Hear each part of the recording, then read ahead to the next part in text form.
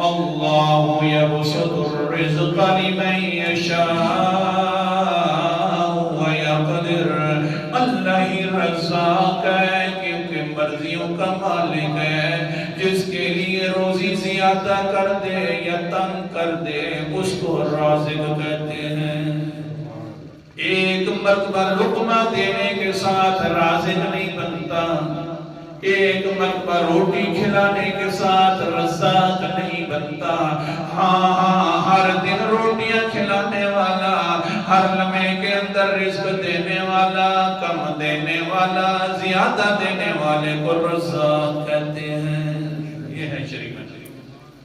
کسی نے منبر بنا دیا، بنانے والا لغوی معنی کے اعتبار سے خالق کا معنی ہوتا ہے بنانے والا، صفحے بنانے والا، منبر بنانے والا، مصلی بنانے والا، موبائل، یہ کیا بن گیا؟ خالق بن گیا۔ نا خالق اس کو نہیں کہتے کہ ایک دو چیز بنا۔ لغوی معنی کے اعتبار سے خالق ہے، اصل کے اندر شرعی معنی تو قرآن مقدس بیان فرما رہا ہے۔ توجہ کے ساتھ سنو، اللہ اکبر کبیرہ سورت کا نام ہے سورت زمر، اور 24واں پارہ اللہ تعالیٰ فرماتے ہیں اللہ خالق کل شیء، اللہ خالق ہے کہ ہر چیز کو بنانے والا ہے۔